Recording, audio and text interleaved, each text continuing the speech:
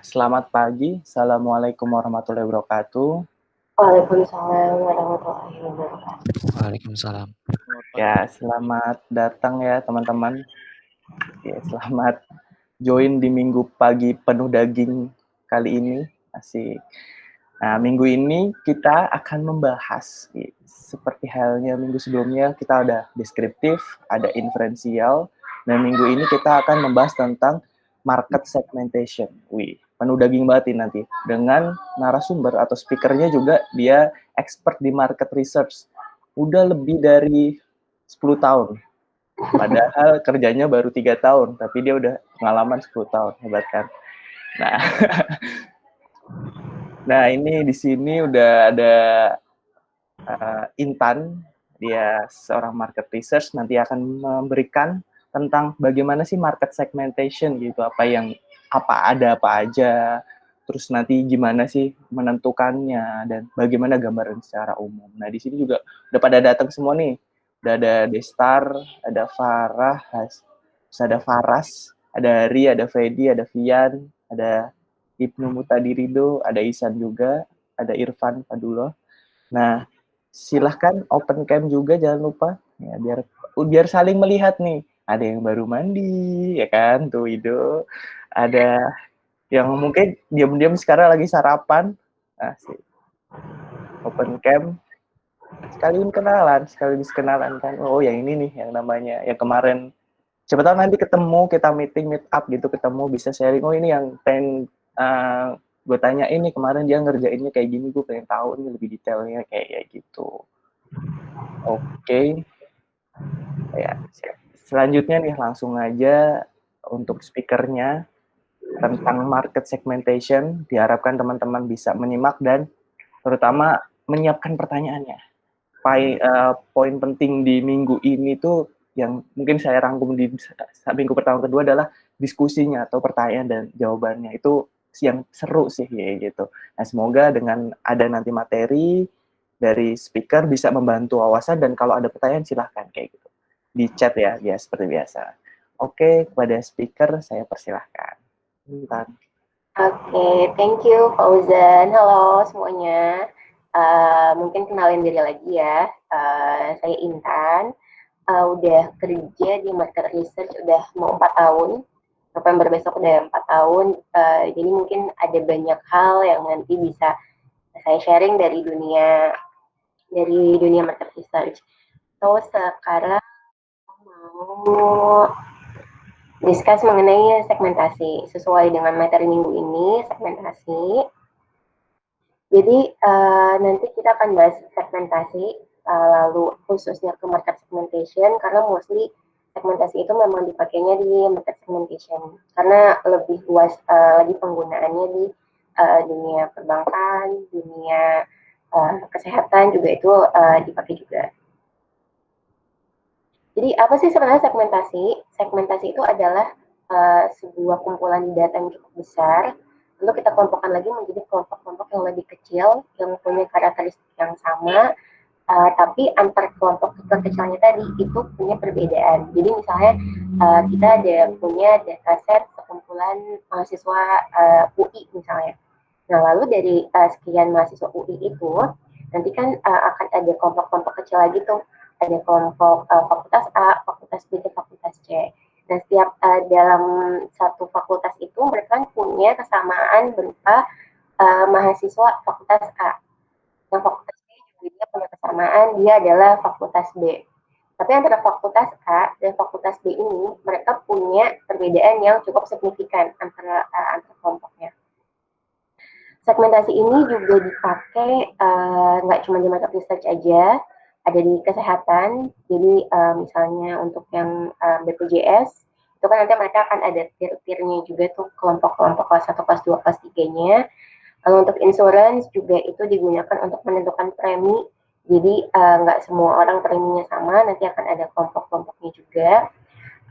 Lalu untuk retail, ini lebih seringnya juga retail, jadi mereka mau tahu konsumennya itu ada di kelompok apa dan gimana cara kita mempromosikan di setiap kelompok tersebut. Nah, untuk di market segmentasi, ini khususnya adalah untuk bagaimana kita mendapatkan profit yang paling optimum dengan cara yang seefektif dan seefisien mungkin. Jadi nanti kita akan mengelompokkan kelompok-kelompok tadi itu berdasarkan karakteristik tertentu. Nanti akan saya bahas selanjutnya. Di sini ada quick facts juga mengenai market segmentasi. Jadi berdasarkan segmentasi ini, itu ada email-email yang disesuaikan dengan marketnya itu akan meningkatkan 2 kali. Lalu 70% customer-nya juga merasa lebih sesuai. Jadi emailnya tuh lebih relate ya. Kalau misalnya bahasa anak sekarang tuh lebih relate sama si kelompok-kelompoknya tersebut. Lalu gimana sih cara menentukan segmentasi yang efektif, yang lebih applicable untuk di setiap grupnya?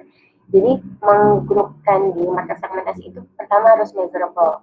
Measurable ini benar-benar setiap kelompoknya itu dapat diukur atas suatu hal. Misalnya kita mengukur membagi kelompok dalam membedakan jenis kelamin, dalam membedakan jenis umur. Lalu kita bisa membedakan lagi dengan tingkah perilaku mereka. Misal ada yang lebih suka offline, itu nanti belanjanya nanti kita kelompokkan sendiri. Lalu nanti misalnya ada yang lebih suka belanjanya online, itu nanti bisa jadi kelompok sendiri. Lalu substansial, nah ini kita harus cari potensial market. Jadi kan nggak semua kelompok, misalnya nggak semua pelanggan itu adalah pelanggan yang potensial. Dan di sini kita bisa nentuin potensial market kita itu di mana. Lalu diferensiable ini bisa membedakan benar-benar antara satu kelompok dan kelompok lainnya agar lebih sesuai nanti dengan masing-masing karakter di setiap kelompoknya. Lalu accessible ini nanti saran yang kita gunakan untuk setiap kelompoknya itu bisa dapat menjangkau setiap kelompoknya. Lalu untuk fashionable nanti udah kita tentuin nih, kita mau sarannya ini A, B, C, D, tapi A, B, C, D ini tuh bisa kita aplikasiin apa nggak sih sama sumber daya yang kita punya. Jangan sampai kita udah menentukan sarannya A, B, C, D, ternyata kita nggak punya nih source untuk mengaplikasikan si saran-saran tersebut. Jadi memang harus dikembalikan lagi dengan kemampuan di setiap perusahaan. Lalu untuk tipe-tipenya, tipe-tipe market segmentation juga ada. Ini ada banyak, tapi ini kita share ada 4. Ada berdasarkan geografik, ada berdasarkan demografik, berdasarkan psikografik, dan behavior. Kalau geografik ini misalnya paling gampang, let's say untuk politik. Jadi misalnya kalau untuk politik,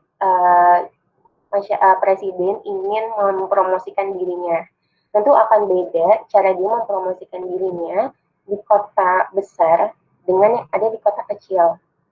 Itu yang mereka juga harus paham, karena kalau misalnya semua golongan masyarakat itu menyampaikan pesannya dengan cara yang sama, itu nggak akan sampai ke penerima pesannya. Jadi memang harus disesuaikan dengan, kalau misalnya di perkotaan itu mereka lebih senangnya misalnya disosialisasikannya di perkantoran atau disosialisasikannya melalui media sosial karena mereka lebih akses media sosial lebih sering. Tapi kalau untuk masyarakat yang di daerah itu mereka harus lebih membranding diri mereka itu di desa, balai desa, itu akan lebih kena ke masyarakatnya.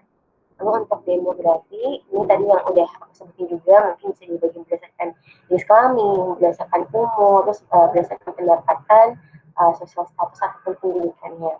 Karena kalau untuk pendidikan, masyarakat yang berpendidikan terakhirnya SMA dengan masyarakat yang pendidikan terakhirnya S1 ataupun S2 itu akan punya kemampuan untuk menerima pesan yang berbeda.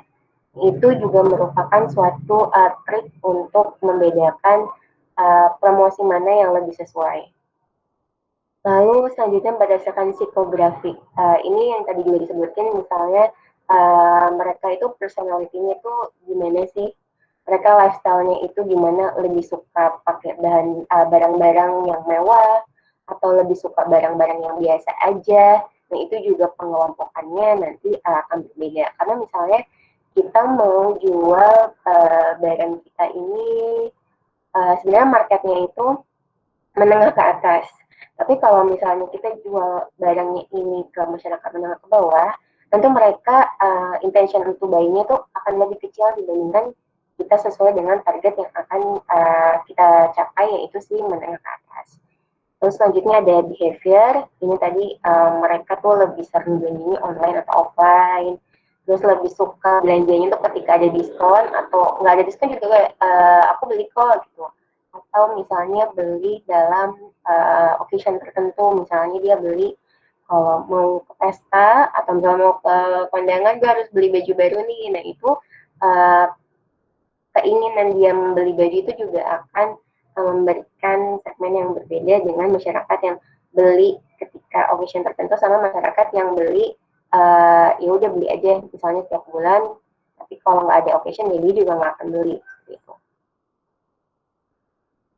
Itu gimana sih caranya kita nentuin market segmentasi yang beberapa brand itu mereka udah punya market segmentasinya sendiri, tapi beberapa brand itu mereka masih belum punya patokan yang jelas mereka ini mau pasarin marketnya itu di mana.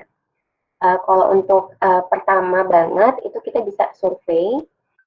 Jadi untuk survei nanti kita tanya, misalnya mereka tuh biasanya minum tehnya apa, lalu misalnya nanti mereka biasanya nonton TV-nya apa, mendengarkan radionya itu apa.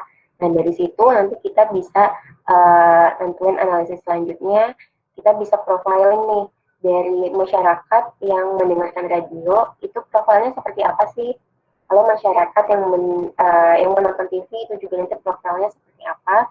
Nah profiling ini akan membantu kita untuk menentukan misalnya, oh kita mau pasang iklan nih di radio, tapi ternyata yang pasang radio itu, yang mendengarkan radio itu ternyata di ibu kota udah cukup kecil. Nah itu mungkin kita bisa ganti pakai media yang lain misalnya.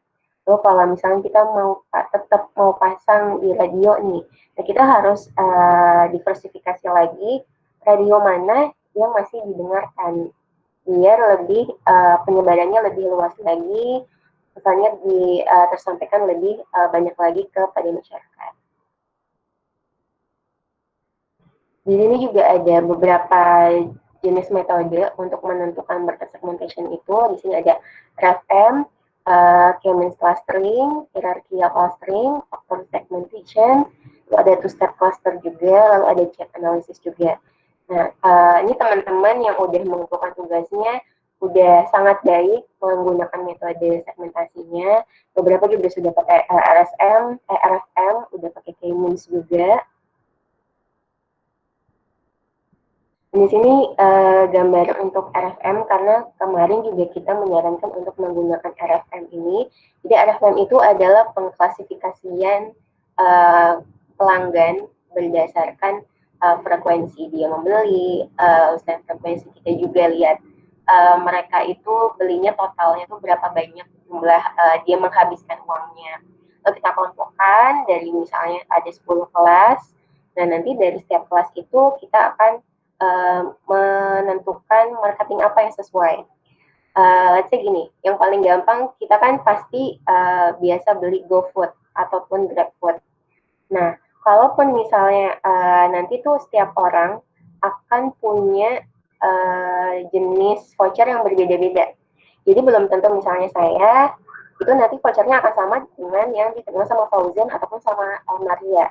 Itu kita bertiga pasti akan mendapatkan jenis voucher yang berbeda, disesuaikan dengan frekuensi kita membeli, lalu jumlah yang kita beli itu kita menghabiskan berapa jumlah uangnya. Nah jadi nanti memang itu akan disesuaikan sama habit kita itu. Itu aja sih untuk market segmentasi dari aku. Ini sebenarnya cukup luas banget. Mungkin salah satunya juga kalau misalnya kalian ada yang nanti ini aku akan tanya beberapa orang sih. Jadi kita ada case nih misalnya. Ada case-nya itu Tokopedia sama Shopee. Nah, Tokopedia sama Shopee ini kan mereka masing-masing menggunakan brand ambasadornya Korea. Nah, kalau menurut kalian, kenapa Tokopedia itu pakai brand ambasadornya BTS? Lalu kenapa Shopee pakai brand ambasadornya Ronaldo? Ada yang mau kasih pendapatnya? Kalau nggak ada sih, kayaknya mau aku tunjuk aja sih. Ada yang mau lawan nggak menjelaskan?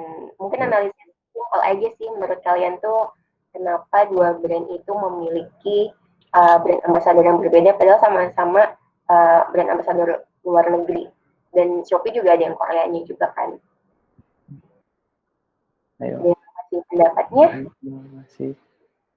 Mungkin aku tunjuk siapa ya? Aku tunjuk Pian deh. Oh, kayak Pian udah mau jawab tapi kayak ragu gitu. Pian mungkin mau kasih pendapatnya kenapa Tokopedia itu dia pakai ambasnya BTS, lalu kenapa Shopee pakai ambasnya dia Ronaldo.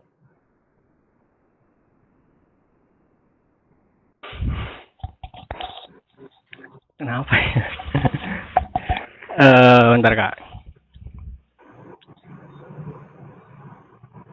Kalau menurut saya mah, kalau Shopee itu mayoritasnya apa ya, customernya itu lebih ke apa ya? Ya lebih ke Perempuan ya. Iya perempuan sih, tapi BTS tuh lebih ke perempuan kayak gitu. Jadi banyak diskon-diskon gitu kan, jadi lebih ke perempuan. Oke, thank you jawabannya Vian benar. Jadi sebenarnya Shopee itu dia memang pelanggan terbesarnya itu adalah perempuan. Nah, sedangkan Tokopedia itu mostly pelanggan terbesarnya itu adalah laki-laki.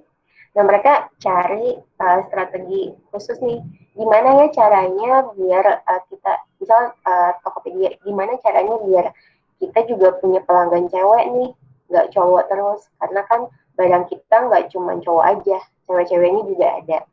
Nah, salah satu strategi marketing mereka, si Tokopedia ini, mereka hire BTS sebagai brand ambassador-nya. Karena mereka melihat BTS ini adalah sosok idola yang mungkin kalian juga tahu fansnya itu die hard fans banget. Kayak apapun yang BTS keluarin nih pasti mereka banyak yang mau beli, pengen pakai. Jadi sebuah pengakuan diri, oh gue fansnya BTS nih, gue juga dukung dong apa yang BTS marketingin. Lalu kalau untuk Shopee ini memang marketnya perempuan banget, yang sis-sis gitu kan, yang jualan. Lalu mereka juga pengen, jadi Tokopedia dan Shopee ini adalah kebalikan. Jadi mereka tuh pengen punya customer yang laki-laki. Karena banyak mereka tuh produknya itu juga yang untuk laki-laki. Jadi mereka gimana nih caranya biar banyak laki-laki yang bertransaksi di Shopee. Salah satunya adalah mereka hire Ronaldo sebagai brand ambassador-nya. Ronaldo kan laki banget ya, pasti banyak juga yang suka sama Ronaldo. Jadi selain mereka hire Ronaldo untuk menarik para pria-pria ini bertransaksi di Shopee, Shopee juga sebagai sponsor di acara bola. Aku lupa acara bolanya apa, nggak tahu. Liga 1. Ya, Liga 1. Nah, mereka sebagai sponsor di situ itu juga semakin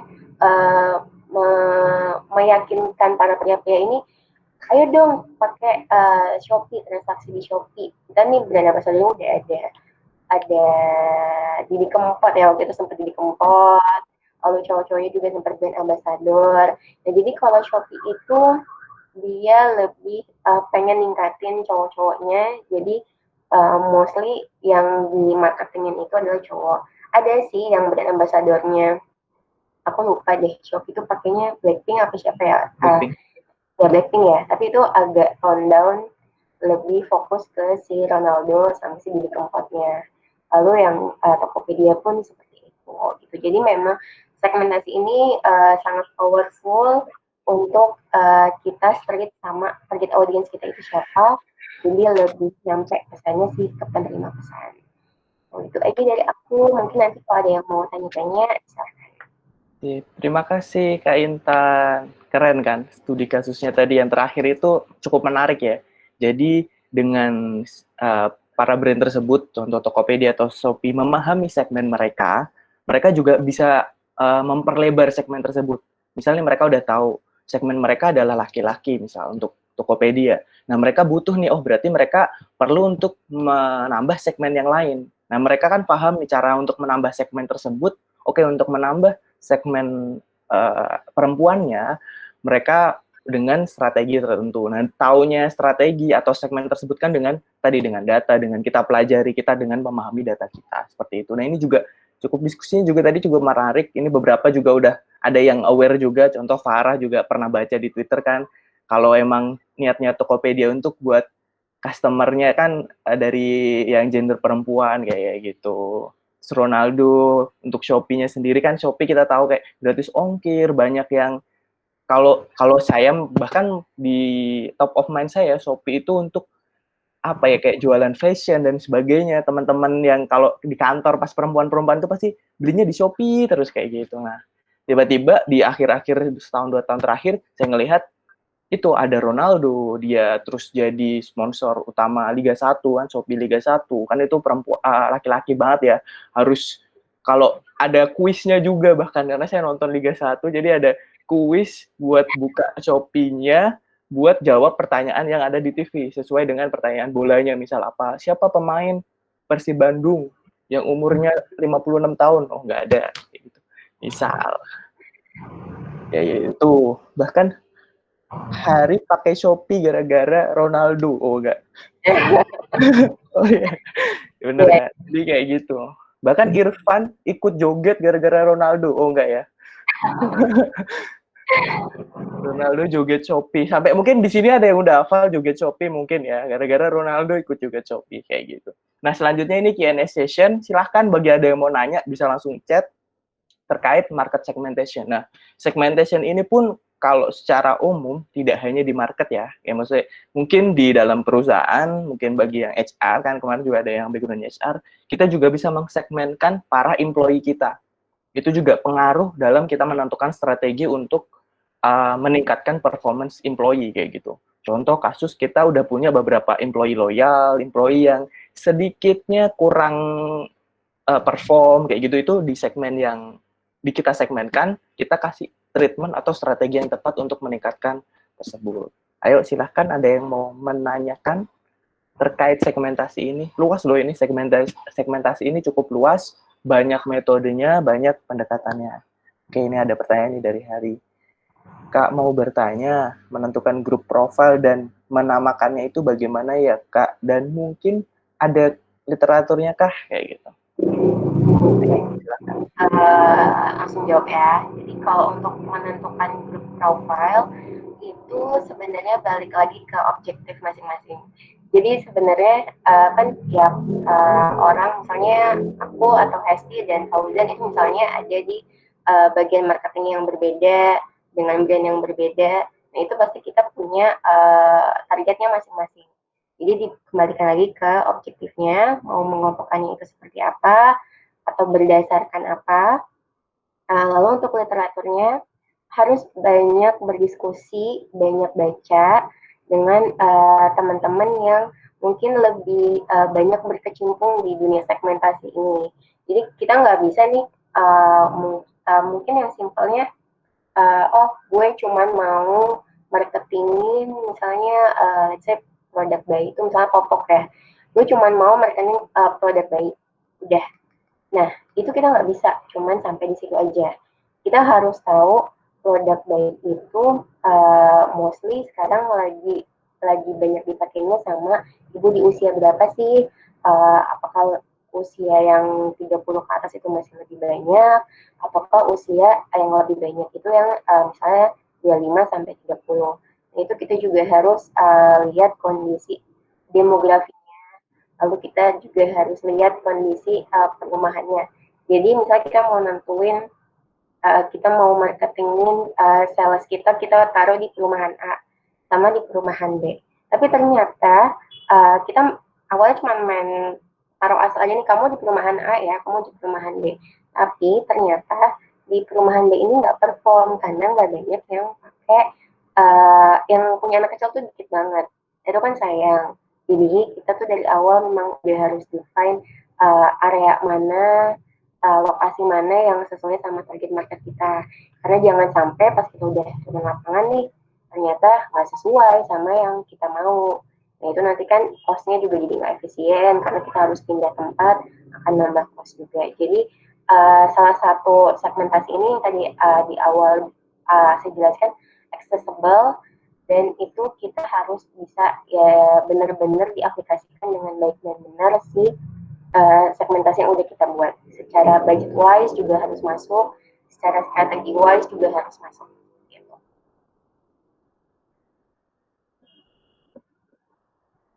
Mungkin ada tambahan? Mungkin sedikit merangkum dan menambahkan. Terima kasih Kak Intan. Jadi ada untuk penentuan si grup profile tadi, ada beberapa tadi kan Kak Intan juga jelaskan, bisa berdasarkan brandnya. Kita mau, dia brand tersebut udah punya guideline nih, oh brand tersebut emang menuju untuk segmen seperti ini dan mereka udah punya kriteria. Jadi emang udah dari sananya, mereka udah mempunyai. Satu itu. Kedua, bisa dari literatur, benar ada literaturnya. Contoh literatur adalah untuk studi-studi misal di pertanian, mereka punya segmen nih, range usia petani, kayak gitu. Nah itu beda dengan apa yang kita tahu. Contoh menurut kita muda itu 17 ke bawah misal, terus matang itu 17 sampai berapa. Tapi untuk range usia petani, karena petani itu mulainya misal di usia 20 atau 30, range mudanya petani itu di 20 sampai 30, itu muda untuk usia para petani. Ini untuk segmentasi treatment mereka ya nanti ya. Jadi literatur ada untuk masing-masing bidang. Jadi emang segmen ini disesuaikan dengan bidangnya dan disesuaikan dengan bisnis atau brandnya kayak gitu. Jadi masing-masing brand, mungkin brand susu, mereka udah punya segmen usia anak yang mereka tentukan gitu. Contoh di box susunya kan itu ada usia anak ya, kayak gitu. Itu termasuk literatur bagaimana kita menentukan segmen. Jangan sampai ketika kita mempelajari tentang produk susu, kita ngaco nih, susu usia 1 sampai 10 tahun gitu dalam satu segmen. Padahal udah jelas di satu box itu udah ada keterangannya. Misal box ini 1 sampai 3 tahun, 3 sampai 5 tahun. Nah, itu salah satu bentuk segmentasi. Seperti itu. Next-nya ini ada pertanyaan dari Ihsan. Apakah market segment juga bisa berlaku buat bisnis B2B, Kak? Kayak gitu. Silahkan, Kak Intan. Oh, untuk B2B tuh bisa banget.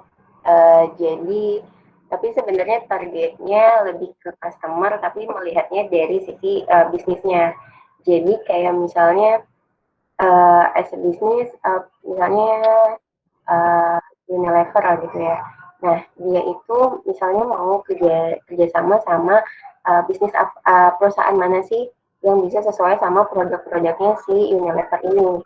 Jadi mereka misalnya mau kerjasama sama perusahaan yang sosialisasi mengenai pentingnya mengkonsumsi susu, gitu misalnya ke anak-anak. Mereka ada satu asosiasi, mereka punya suatu campaign untuk biar makin banyak orang yang minum susu. Jadi ada program namanya One Day One Milk untuk kalangan yang rural, kalangan yang pedesaan. Nah mereka mencari nih si asosiasi-asosiasi atau organisasi apa sih yang bisa kerjasama sama mereka, dan nilai yang disampaikan dari Unilever ke bisnis itu nanti akan disampaikan juga oleh si asosiasi itu ke masyarakat. Jadi akan inline dari atas ke bawah, visi misi Unilever sampai ke masyarakat di yang tadi rural seperti itu. Bisa banget. Oke, bisa banget ya Kak. Jadi antara bisnis ke bisnis, maksudnya adalah mungkin kita cari bisnis yang punya segmen yang sama juga dengan target apa yang segmen kita yang selanjutnya. Misal perusahaan saya mau nih merambah ke segmen A. Nah, saya mencari bisnis atau perusahaan partner yang juga mempunyai segmen yang sama A. Jadi membantu kita lebih cepat untuk memasuki segmen tersebut. Kayak gitu. Ada pertanyaan yang lain? Kalau mungkin nanti ya sambil jalan juga nggak apa-apa, kita langsung lanjutkan aja nih, biar kita juga refresh nih. Kemarin kan kita juga udah melakukan studi kasus ya, cukup menantang di data cleansing-nya. Ya. mungkin banyak data yang wah kenapa nih datanya seperti ini, menarik ya. Jadi kita akan lihat nih gimana sih dari teman-teman yang udah ngerjain, teman-teman yang lain, kita pengen tahu juga bagaimana mereka ngerjainnya, apa yang mereka highlight, terus resultnya seperti apa. Nah bagi teman-teman yang di sini ada Elvin, ada Irfan, ada Destar sama ada Faras, silahkan mempersiapkan diri. Mungkin kita coba dari Elvin dulu. Elvin udah siap ya? Elvin, ada lagi? Waduh, Elvin tidak ada ternyata. Selanjutnya Destar, kayaknya ada Destar udah siap nih kayaknya. Ya, tuh udah senyum, langsung senyum, berarti Destar udah siap. Oh ya, waktunya mungkin ini kita coba untuk lebih ringkas saja, nanti jadi kita bisa lebih banyak diskusinya. Jadi mungkin nanti presenternya cukup untuk memberikan ide-idenya aja. Jadi kayak gini, present itu poin-poin idenya aja. Jadi nggak usah dijelasin semua, nggak apa-apa. Cukup, oh ini, saya melakukan ini, saya lakuin ini, sama terakhir yang penting adalah result-nya. Apa yang mau kalian jelaskan di result tersebut. Kayak gitu. Silakan bagi Destar, mau share screen.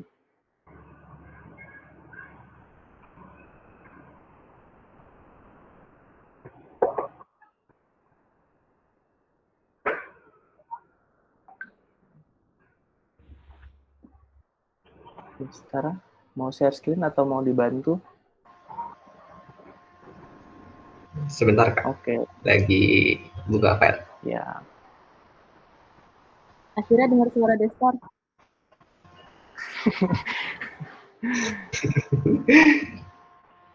Yang lain dipersiapkan, mungkin pertanyaan tadi terkait segmen yang di awal, atau nanti diskusi nih, kemarin ada kendala apa, atau ada yang menarik nih yang bisa disampaikan. Seperti itu.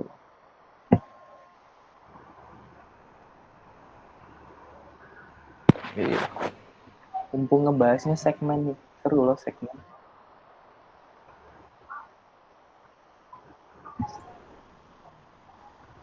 Sudah muncul belum Mbak? Belum.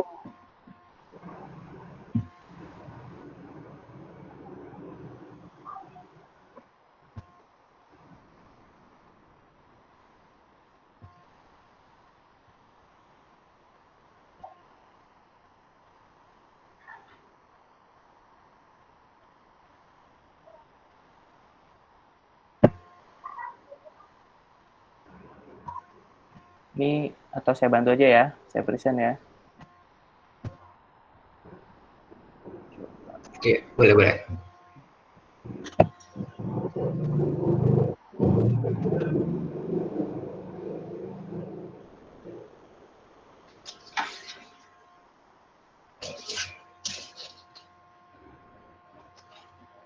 Oke, udah terlihat ya.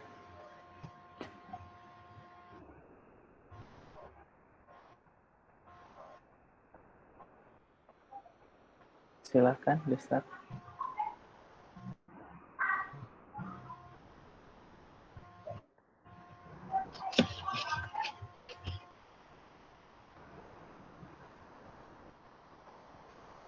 Masih loading sebentar gitu.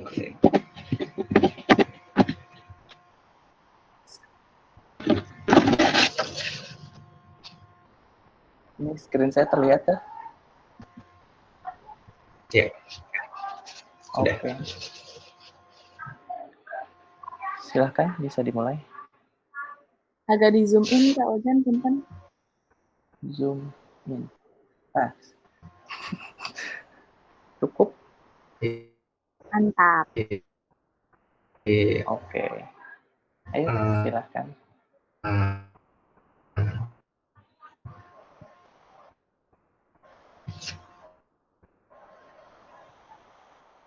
Next.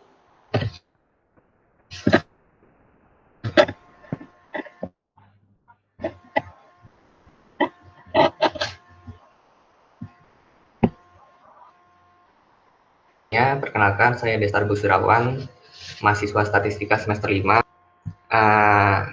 Step-step yang saya lakukan di sini,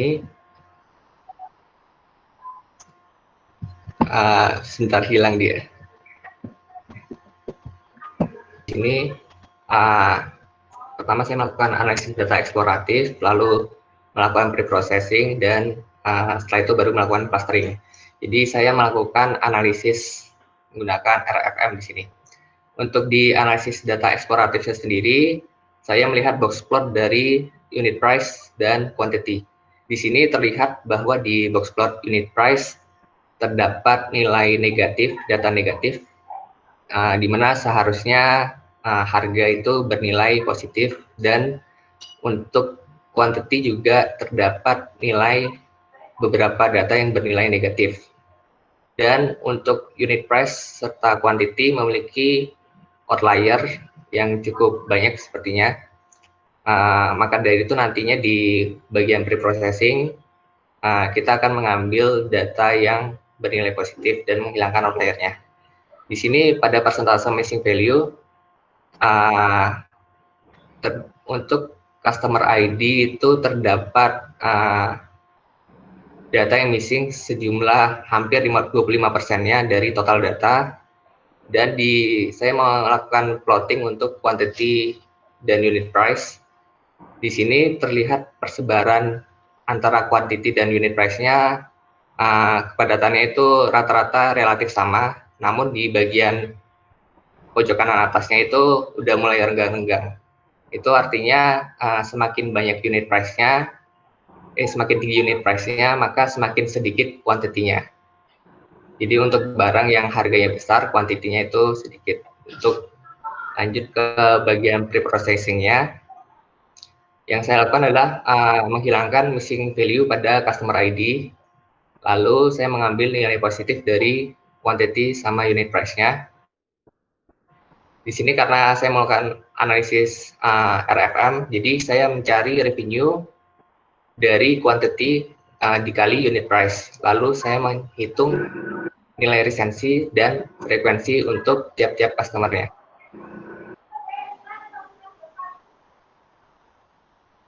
Di sini terlihat histogram dari frekuensi. Frekuensi itu jumlah pembelian berulang untuk tiap customer.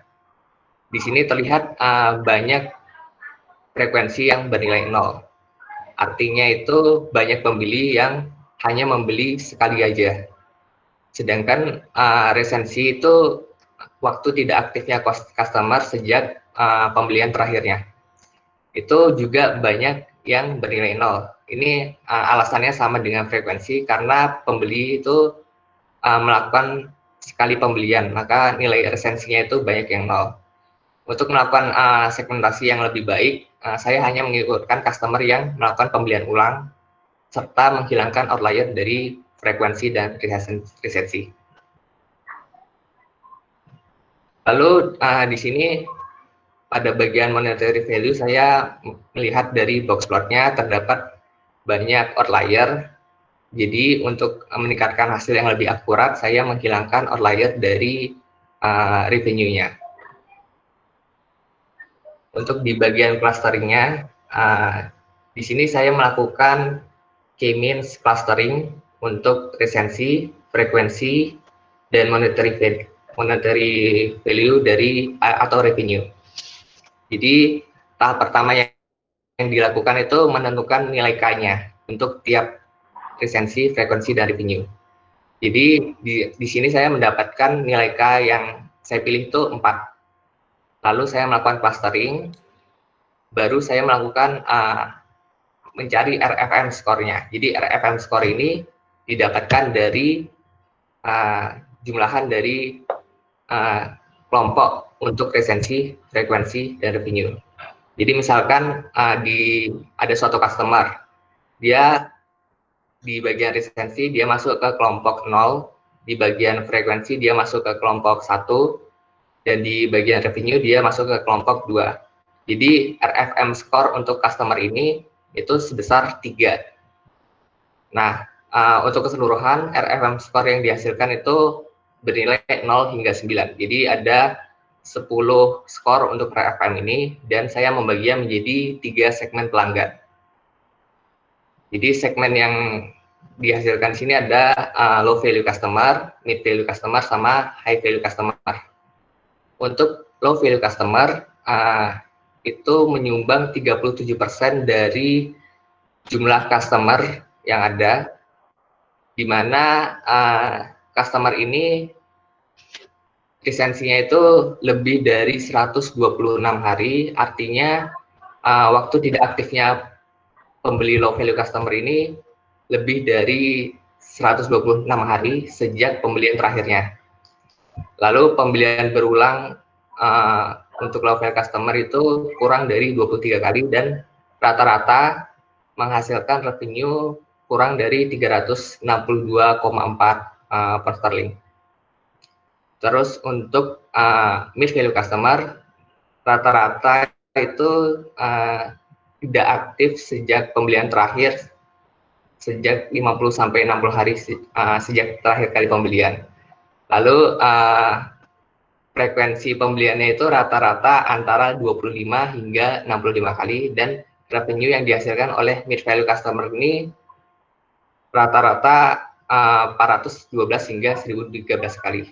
Oh iya, jumlah customer untuk mid value ini menyumbang 46% dari total customer-nya. Jadi mid value customer ini yang paling banyak untuk ketiga segmen ini. Dan yang terakhir adalah high value customer. Jadi high value customer ini jumlahnya yang paling sedikit itu sebesar 17% dari keseluruhan customer. Namun customer ini yang menghasilkan revenue untuk toko paling banyak itu lebih dari rata-rata lebih dari 1.230 pound sterling, di mana frekuensi pembeliannya itu juga cukup banyak, itu lebih dari 87 kali, di mana pembeliannya itu kurang dari 1 bulan rata-rata. Jadi mungkin high value customer ini mungkin toko retail yang membeli dari toko ini, jadi sering melakukan pembelian tiap bulannya gitu.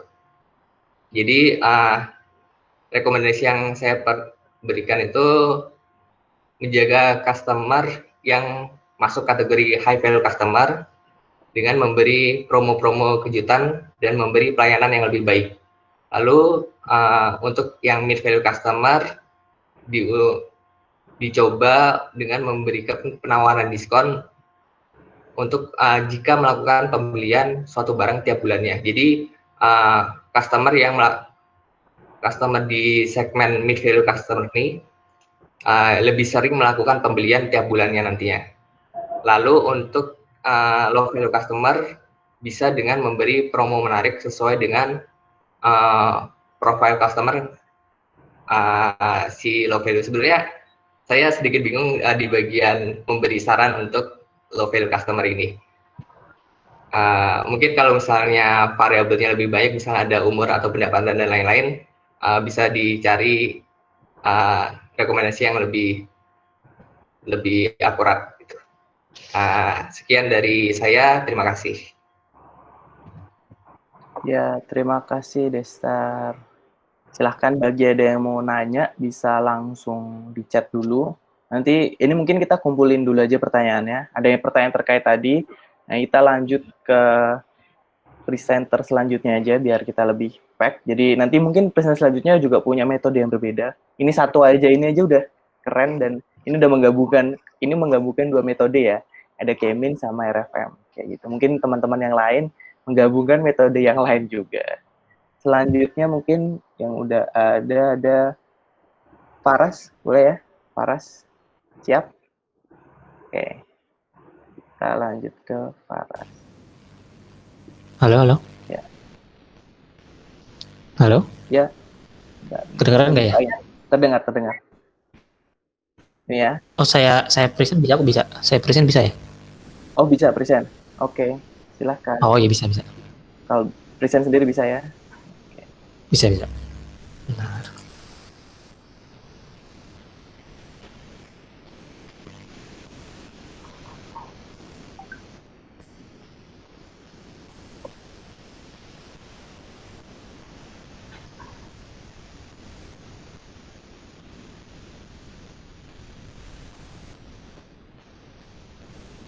Udah kelihatan belum ya? Udah, tapi yang Sudah. ini. Udah ya? Sudah.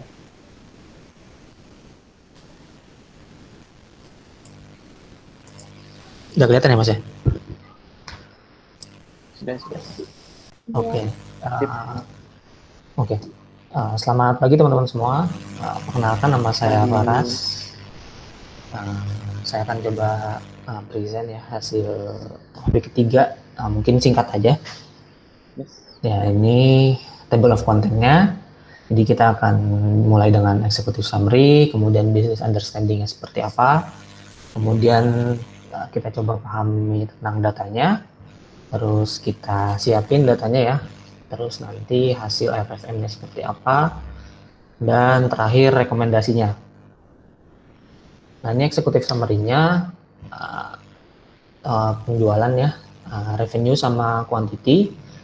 Kita coba highlight dari yang paling umum dulu ya, tentang revenue sama quantity penjualan per bulannya. Total revenue-nya kurang lebih sekitar, ini asumsi saya pakai dolar ya, nggak tahu aslinya seperti apa. Asumsi saya pakai dolar, jadi mungkin sekitar 8 jutaan total revenue-nya sampai Desember. Terus median revenue-nya kurang lebih 596.000 ya. Terus total quantity-nya 5 jutaan. Dan median quantity-nya sekitar 363 ribuan.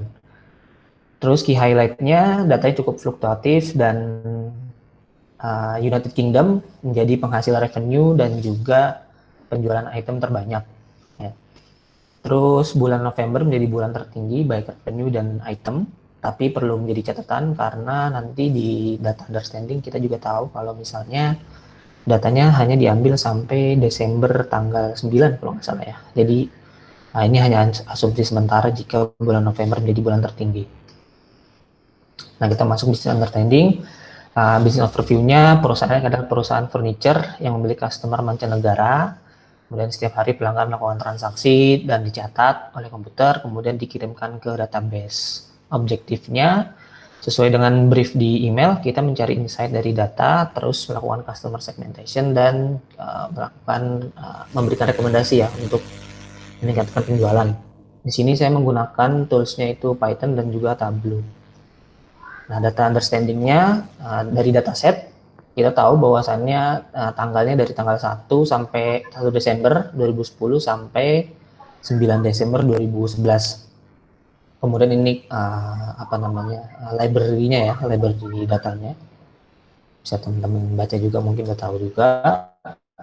Nah, ini data preparation, kita nyiapin data sebelum nanti diolah lebih lanjut atau nanti dimasukkan ke dalam model ya. Tapi karena di sini saya tidak melakukan sampai modeling, cukup hanya customer segmentation aja. Jadi yang warna merah yang saya lakukan ya data cleaning, feature selection, sama feature engineering. Karena data transformation juga di RFM nggak terlalu dipakai, sama dimensional liquidity reduction juga nggak dipakai ya, karena datanya juga nggak terlalu banyak ya variabelnya. Nah, data cleaning ada duplikatnya kurang lebih ada 5.268. Saya hilangkan ya karena bisa kita lihat contohnya yang di gambar. Ini memang duplikat ya, baik dari invoice, stock code, kemudian description, quantity, dan variabel-variabel lainnya. Kemudian missing value atau input kosong di kolom customer ID kurang lebih ada 25%, dan description kurang lebih ada 0,27% ya. Ini juga dihilangkan karena customer ID di RFM itu menjadi salah satu variabel yang krusial ya. Karena kalau misalnya nanti kita coba input ya, atau kita coba imputasi, itu akan terjadi bias ya. Terus input yang kurang dari 0 di kolom quantity itu ada 8 ribuan, dan juga di kolom unit price ada kurang lebih 40 yang di bawah 0 ya inputnya, karena nggak mungkin kan quantity dan juga unit price itu 0 ataupun minus gitu. Nah, ini setelah di cleaning simple aja yang tadi, kita coba simple data exploration. Nah, ini ada produk ya, Papercraft Little Birdie, jadi produk terlaris dan penghasil revenue terbesar. Kemudian median revenue per itemnya itu kurang lebih $12 revenue ya, $12. Kemudian median quantity-nya per transaksi kurang lebih 10 item. Kemudian kita melakukan feature selection karena RFM ini kan harus ngambil beberapa feature ya. Dan feature-feature yang paling penting untuk RFM itu customer ID, kemudian invoice number, invoice date sama total price. Jadi kita hitung dulu total price ya sebelumnya, itu dari quantity sama unit price. Nah, invoice itu nanti menjadi frekuensi, kita ngitung frekuensi, kemudian invoice date yang jadi resensi karena tanggal ya, terus total price kita untuk menghitung monetary dari setiap customer. Nah, ini menghitung RFM-nya di resensi seperti yang dijelaskan sama Mas Destar ya tadi ya, sebelumnya sama terakhir atau waktu terakhir si customer, terus frekuensi berapa banyak sih si customer tuh belanja dari awal data diambil sampai akhir diambil, monetary juga total uang atau spending yang dikeluarkan sama customer. Di grouping ya berdasarkan customer ID. Nah, kemudian kita hitung RFM-nya, kita kelompokkan. Jadi RFM dengan urutan 1 sampai 3 ya. Nah, ini sebenarnya RFM tergantung dari rujukan ataupun dari tim marketing masing-masing. Ada beberapa yang beda, mungkin ada yang 1 sampai 4, 1 sampai 5 dan lain-lain. Ini menurut referensi yang saya baca, sebaik mungkin dibikin simple dan dibikin kecil karena memudahkan tim marketing untuk melakukan ketika action nanti untuk di monitoring lah. Kita hitung RFM-nya, kemudian RFM skornya. Nah, kalau misalnya RFM-nya 333 berarti kan dia paling banyak belanja, terus paling sering transaksi ya, frekuensi paling banyak, dan paling baru ibaratnya ya, belanja paling baru. Kemudian ini saya menggunakan si table RFM-nya pakai Jolo Korea. Nah, ini kita bagi ke beberapa segmen. Nah, karena sebenarnya kan kombinasinya bisa sampai 27 ya dari RFM ini. Misal 113, terus 112, 111, dan lain-lain, itu bisa menghasilkan 27 kombinasi. Nah, seperti yang tadi saya sampaikan juga, lebih baik dibikin sedikit agar memudahkan tim marketing. Nah, ini ada beberapa ya, saya bagi menjadi base customer, kemudian loyal customer, big spender, almost loss, sama loss customer, dan juga loss cheap customer. Nah, terus ini hasil RFM-nya, big spender-nya ada 800 orang, kemudian base customer-nya ada 438, atau sekitar 21%. Kemudian almost loss customer-nya ada 203 atau 9,9%, loyal customer-nya 205 orang, dan loss cheap customer-nya ada 351, dan loss customer-nya ada 5. Nah, ini kan hanya ada 6 ya, kurang lebih ada 6. Nah, sisanya itu masuk ke others kategori ya, karena tidak masuk ke dalam RFM yang sesuai dengan literatur sebelumnya gitu. Nah, ini hasil RFM-nya. Nah, kita lihat bahwasannya si base customer sama big spender baik di frekuensi.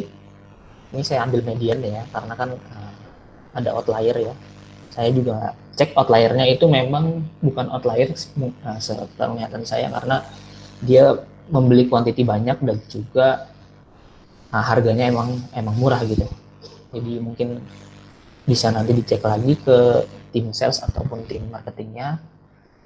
Kemudian ini saya ambil mediannya, kita lihat bahwasannya di grup base customer dan big spender itu keduanya menjadi paling tinggi ya di baik frekuensi, monetary, dan juga resensi gitu.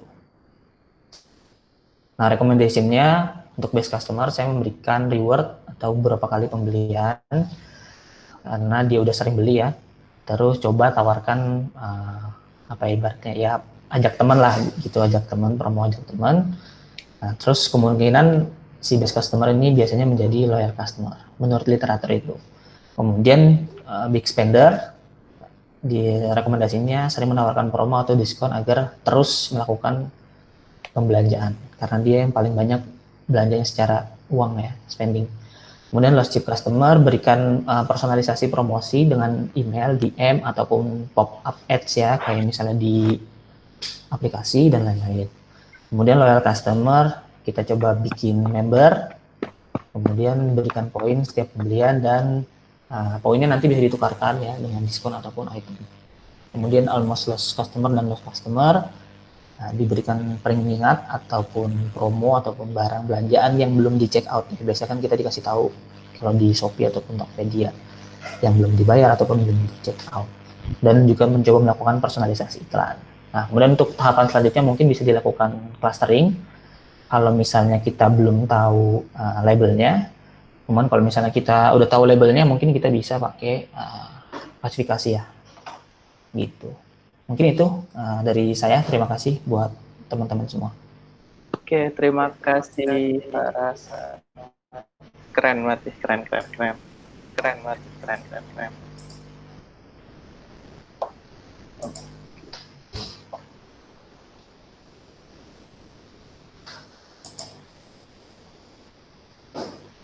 Selanjutnya ada Irfan Fadilah.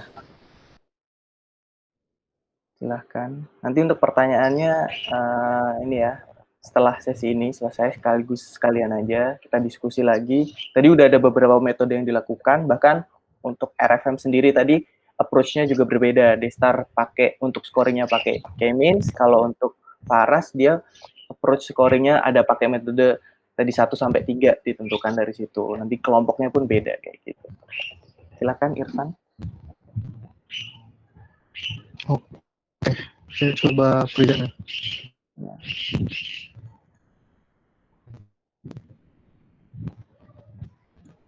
Irfan kayak lagi main piano ya.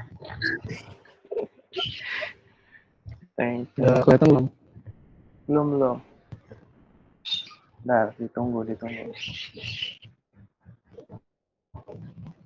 Oke, nomor 1. Jadi di sini saya coba jelasin hasil segmentasi yang saya buat.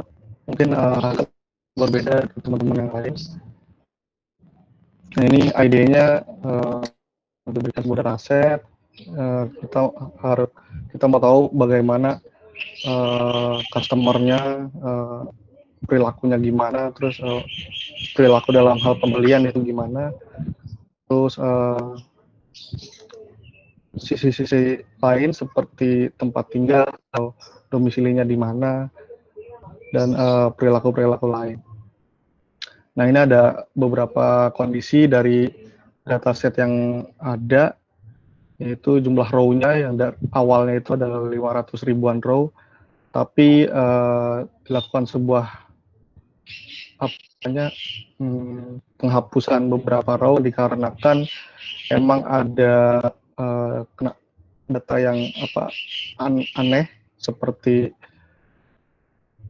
kuantitinya minus, nilainya, terus ada missing data dan hal-hal lain sebagainya, itu dihapus sebanyak 25%, jadi tinggal 300 ribuan. Lalu untuk harinya, jarak antara hari pertama penjualan sampai hari terakhir penjualan pada dataset itu ada 373 hari, dan juga negara terbanyak adalah UK, dan transaksi terjadi itu biasanya 15 jam, itu antara jam 6 pagi sampai jam 8 malam. Nah, ini ada beberapa IDE yang saya buat. Pertama itu ada invoice berdasarkan negara. Seperti yang tadi disebutkan, negara yang paling banyak atau daerah yang paling banyak melakukan pembelian itu adalah Inggris atau United Kingdom. Ada itu kuantitinya itu sebanyak 4 juta barang yang terbeli, dan ada invoice berdasarkan negara itu adalah United Kingdom juga sebanyak 354.000 invoice. Nah, ini invoice-nya ini yang saya nggak tahu, saya lupa ini apakah ada yang duplikat atau enggak. Saya harus pastiin lagi. Dan ini ada IDE lain, quantity berdasarkan jam. Maaf, ini agak terpotong. Harusnya itu saya coba ini deh. Kok kepotong ya? Nggak apa-apa. Jelasin aja. Nggak apa-apa. Iya, harusnya itu ada jam 12 yang paling banyak itu untuk quantity terjualnya berdasarkan jamnya. Ini tuh potong padahal udah di rescale lagi kemarin. Nah, ini untuk spendingnya berdasarkan hari, dari hari Senin sampai Minggu. Spendingnya itu berdasarkan hari yang paling banyak. Kalau berdasarkan jumlah itu di hari hari keempat di poin 3, dan juga untuk rata-ratanya yang paling banyak itu di hari kelima atau poin keempat, dan hari kedua yaitu untuk rata-rata penjualan per harinya. Nah, ini untuk spending berdasarkan keseluruhan. Jadi yang paling banyak yang bisa kita lihat di sini adalah data di bulan 1 atau 2, ini saya kurang bisa memastikan, dan juga data ke bulan 12 ada spike di bulan 12 juga. Nah, ini saya nggak melakukan sebuah penghapusan data untuk data-data yang outlier karena takutnya ada bias juga kalau misalnya data outlier kita hapus, dan takutnya emang masyarakat itu atau orang-orang yang outlier itu emang benar-benar ada gitu. Jadi ya harus dipastikan lagi apakah ini emang benar ada, emang benar real atau bukan ke orang bisnisnya mungkin. Dan ini ada proses segmentasi, clustering. Saya pertama elbow method, kita coba lihat clustering yang terbaik itu di nilai yang berapa untuk segmen pertama. Nah, segmen pertama ini pakai konsep RFM, cuma saya penamaannya beda. Yang dari from potensi buy itu di match buy itu dari resensinya, total visit itu frekuensi, dan total spending itu monetary-nya. Ini didapatkan hasil K-nya itu 4 paling baik, tapi bisa juga dipilih 3 atau 4 terserah kita. Dan juga untuk segmen 2 saya coba mau lihat bagaimana pengelompokan berdasarkan kuantitinya, unit price-nya, atau spending-nya gimana sih. Dan ini kita dapetin juga K-nya itu 4, bisa kita pakai di clustering. Nah, ini saya coba, nah ini kepotong lagi nih, harusnya saya coba ini deh, buka gambarnya. Jelasin aja yang penting.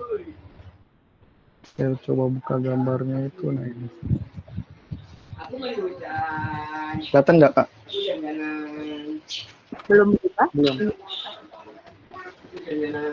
Saya coba ini deh. Oke, jadi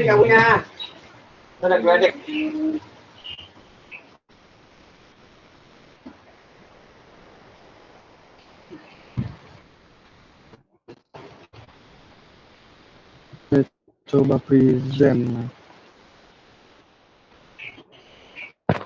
Udah kelihatan kan? Belum. Mungkin masih loading. Bentar.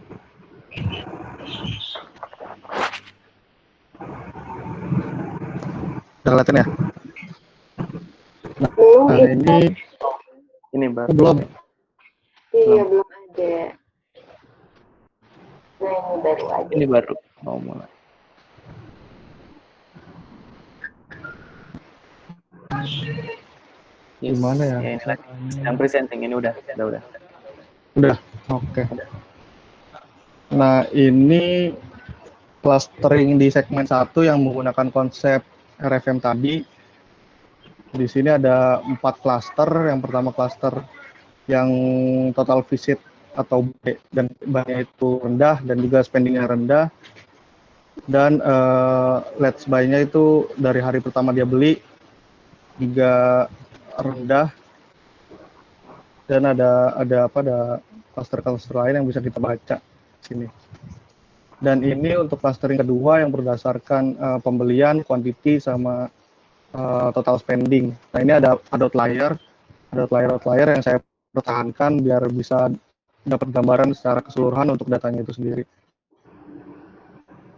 Mungkin ini jadi pertanyaan juga buat mbak-mbak atau kakak-kakak yang tahu apakah ini harus dihilangkan atau enggak. Mungkin nanti bisa dijelaskan. Coba balik lagi ke slide.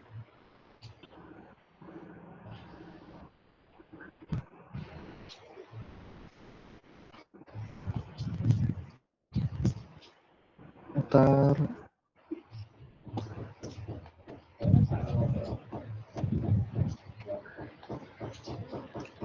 Coba balik lagi ke slide.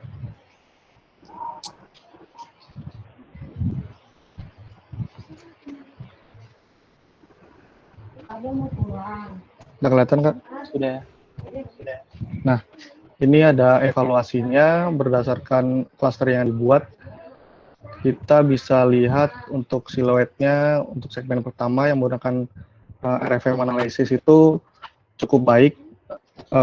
Datanya itu di atas poin 0,8 rata-rata, dan juga untuk siluet kedua yang berdasarkan quantity, unit price, sama spending, ini kita bisa lihat yang paling banyak itu adalah yang klaster pertama, karena memang paling banyak, dan juga ini mungkin karena outlier-nya nggak dibuang ya mungkin. Dan ini ada apa data-data yang klaster-klaster lain itu sedikit banget, jomplang itu jumlahnya.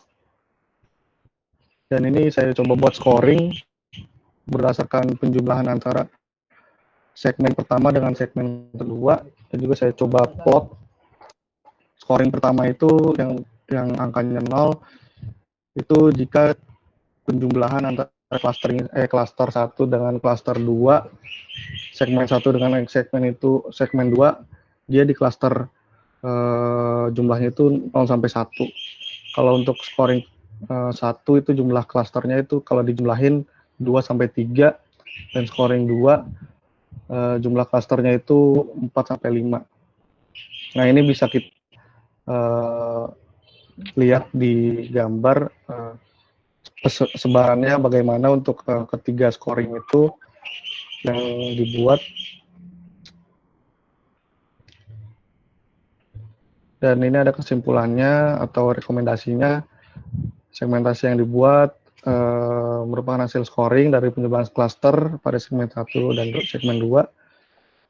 Dan dari hasil segmentasi bisa dibuat promo atau perlakuan khusus pada setiap segmen, dan setiap scoring yang tadi dibuat kita bisa baca lagi dan bisa simpulkan lagi. Lalu yang ketiga ada berdasarkan hasil penjualan, berdasarkan jam operasi, bisa dilihat jam-jam terbanyak yang tadi terpotong itu harusnya di jam 12 dan jam-jam makan siang.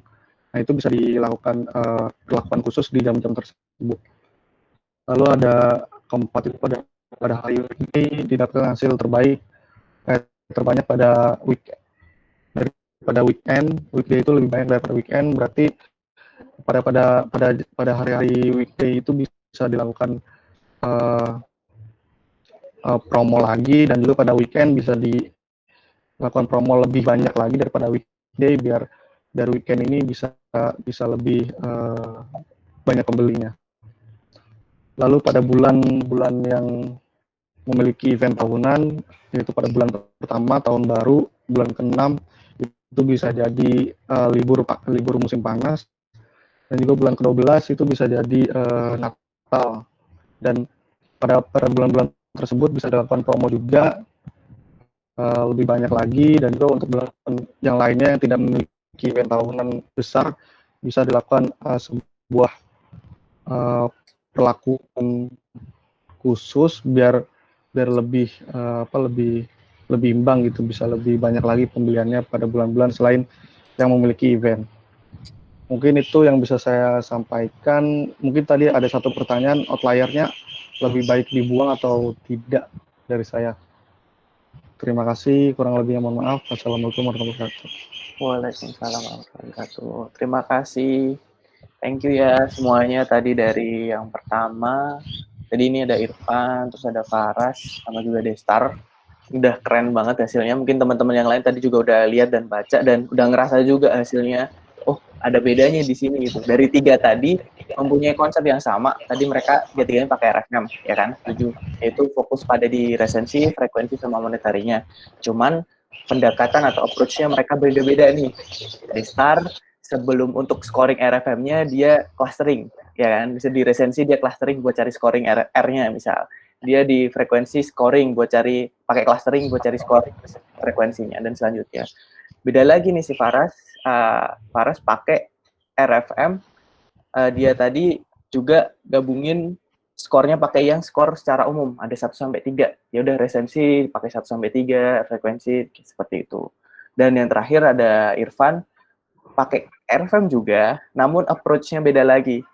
Pakai ada yang namanya metodenya ada elbow tadi buat cari cluster terbaiknya dulu kayak gitu. Terus juga ada silhouette scoring-nya juga. Silhouette itu untuk menilai cluster ya. Kalau yang dulu saya pernah lakukan itu untuk hierarchical clustering kayak gitu. Jadi cluster yang kayak kita tahu kan hierarchical yang belum tahu clusternya, dengan silhouette ini melihat cluster terbaik itu yang mana, berapa banyak clusternya. Contoh, apakah kita bikin 3 atau 5 atau 6, nanti dari silhouette itu nanti ada nilainya. Nilai tertinggi misal di cluster 5 kayak gitu. Dengan membagi 5 cluster. Nah, ini dari 3 presenter aja udah metodenya beda-beda semua. Seru banget gitu. Ada yang menghilangkan outlier-nya, ada yang tidak menghilangkan outlier-nya. Ada yang meng-cleansing juga, ada yang ya udah membiarkan biar terlihat bagaimana kondisi si datanya gitu.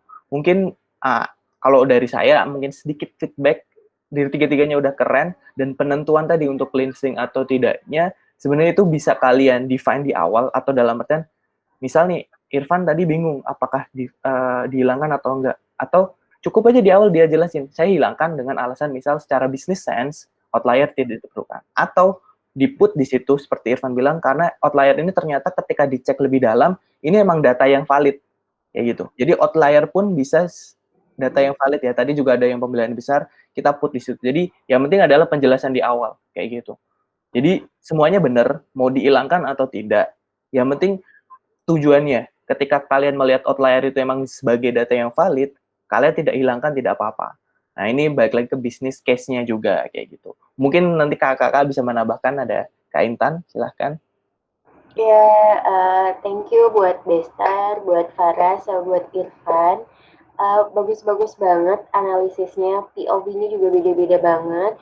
Terlepas dari 3 presenter, teman-teman lain yang mengumpulkan juga bagus-bagus banget. Jadi ini udah minggu ketiga, kalian makin bagus, semua saran kita juga diadaptasi dengan baik, biar kalian juga lebih baik lagi hasilnya.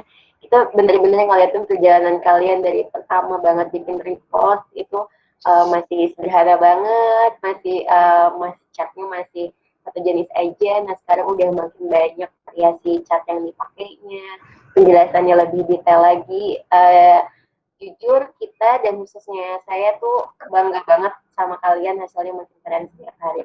Nah untuk khusus hasil segmentasi hari ini yang dipresent sama Destar, Faras, dan Irfan juga udah bagus banget. Kalian memang jadi setiap bisnis itu memang punya POV-nya masing-masing. Jadi kalian sebagai pengusaha itu harus menentukan mana yang menentukan kelompok itu seperti apa. Jadi kan nanti dari Destar juga ada pandangan yang berbeda, dari Faras juga ada yang berbeda. Itu nggak apa-apa banget. Untuk proses cleansingnya juga beda-beda, itu juga nggak apa-apa banget. Mungkin nanti dari Destar juga bisa adaptasi yang tadi nggak dikerjain sama Destar tapi dikerjain sama yang lain. Jadi hasilnya jadi gimana ya, itu nanti kan bisa kalian sambil cross check juga apa yang dilakukan sama teman-temannya dengan hasil kalian, itu bisa kalian combine yang lebih baik yang mana. Oke, terima kasih Kak Intan. Jadi tadi POV-nya ya, point of view-nya beda-beda, tapi secara alur proses berpikirnya udah sama, udah tepat kayak gitu. Seperti hal yang udah saya jelasin juga di grup Telegram, untuk data cleansing ini kan banyak nih poinnya. Ada null value-nya kah, ada duplicate, ada outlier. Nah, penentuan mana yang mau kalian lakukan adalah balik lagi ke bisnis case-nya. Tapi setidaknya dengan merun through itu tadi, cek duplikat ini, nanti kalian bisa tahu dari data cleansing aja kalian bisa eksplorasi data bahkan kayak gitu. Untuk data sense-nya, oh ternyata data kita seperti ini. Untuk beberapa kasus bisnis, data cleansing ini membantu juga proses inputasi data nanti. Contoh, ternyata ada duplikat atau data yang salah terus nih. Oh ternyata permasalahannya adalah di proses input datanya. Nah ini untuk memperbaiki proses input datanya nanti kayak gitu. Jadi perusahaannya juga jadi makin, ya kalau ibaratnya ketika data inputnya bagus juga, ada perbaikan dan sebagainya, itu akan lebih bagus ke data kalian. Seperti itu. Mungkin ada dari kakak-kakak yang lain mau menambahkan. Selanjutnya sebenarnya ada speaker feedback, Kak Intan bisa di-present terkait result-nya. Ya, sebenarnya tadi juga udah disampaikan sih, yang tadi feedback dari aku. Harapannya nanti kalian kan juga bisa cek jawaban-jawaban teman-teman yang lainnya, mungkin bisa dicoba-coba juga. Jadi di sini jangan ngerasa, saya nggak ngelakuin proses itu atau nggak ngelakuin part itu, punya aku salah. Nggak gitu. Jadi semuanya di sini kita belajar sama-sama, biar kita bisa belajar lebih baik lagi. Karena di sini kan memang kita tujuannya untuk diskusi bersama, belajar bersama. Jadi jangan kalian merasa, aku salah nih ngerjain itu, enggak. Hanya mungkin ada metode lain yang bisa lebih baik diterapkan di setiap analisis yang kalian pakai. Jadi mungkin dari teman-teman ada yang mau ngasih feedback satu sama lain, itu silakan.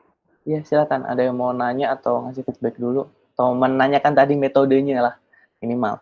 Apa itu tadi, silhouette gitu? Apa elbow gitu kan? Iya. Ada yang pakai elbow gitu. Siku, ya, metode siku kah? Tapi yang keren, bukan. Tadi kan semuanya keren. Saya tertarik sama yang tadi ada pemilihan berdasarkan RFM 13. Tadi ada pengelompokan base loyal dan sebagainya. Nah, itu juga bisa jadi patokan teman-teman yang lain. Contoh ketika bingung, coba aja cari referensi atau literatur. Sebenarnya di luar udah banyak juga terkait RFM. Jadi kayak, oh ternyata ada nih, kita bisa nentuin mana yang loyal base customer, nanti yang losing customer. Nah, itu strateginya juga kadang udah ada juga kayak gitu. Jadi referensi aja nanti buat teman-teman untuk bahkan kasus customer bisa kita implementasi di kasus-kasus yang lain kayak gitu. Kalau emang tertarik untuk di segmentasi ini. Begitu. Jadi kali Kak Ojan biar pada kasih pendapat. Oh, di aja nih.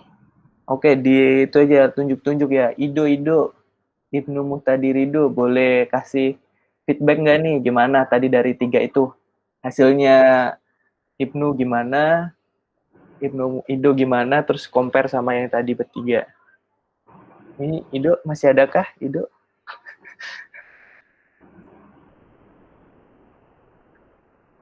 Oh, ada. Boleh. Oh, udah. Ini ada pertanyaan juga. Silahkan. Atau Hari nih, Hari yang selalu siap. Silakan Hari, ada feedback nggak terkait 3 presenter tadi? Boleh deh. Gimana result kamu sama apa yang udah kamu lakukan dengan compare dengan teman-teman yang 3 tadi? Boleh. Halo. Hai. Kalau aku ini sih Kak, jadi kan aku kan sebelum gituin itu kemarin coba baca-baca kan clusteringnya Kemins tuh kayak gimana. Nah cuma aku yang agak bingung tadi bagian ini sih, kalau aku kan pendefinisian profilingnya itu yang low, mid, sama high itu, jadi skor 0,2 sama 2,3,4 baru 5 plus gitu kan. Nah terus ini kan juga ada perbedaan juga sama teman-teman kan. Nah gini sih aku kayak gimana sih mahamin kayak apakah dilihat dari rata-rata masing-masing future-nya atau karena aku belum nemu literatur yang pas gitu loh Kak buat yang ini kemarin gitu. Oke, kalau dari mungkin Kak Intan mau jawab? Ya itu memang perlu banyak latihan sih buat nentuin segmentasinya. Harus banyak baca juga. Jadi jangan ngerasa salah juga kalau misalnya hasilnya beda sama teman-teman yang lain ya. Itu memang disesuaikan sama kalian mau mengoperasinya itu berapa banyak, atau seberapa bedakah karakteristik di setiap kelompoknya. Mungkin dari Kak Rosita atau Kak Maria mau menambahkan? Ya. Oke, kalau dari aku, Kak Maria. kalau dari aku saat kita segmentasi itu pastinya kita sesuaikan sama kebutuhan bisnisnya. Dia memang butuhnya kayak gimana. Nah, angka gimana yang paling tepat itu menurutku adalah saat nantinya satu udah create, let's say nantinya ada 4 segmen atau beberapa segmen, itu terlihat secara perbedaan behavior di masing-masing segmen.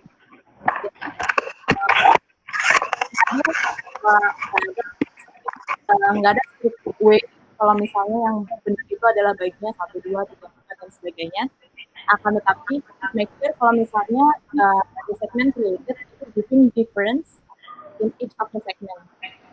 Nantinya ini akan sangat berguna untuk nanti kita tunjukin apapun itu nanti bakal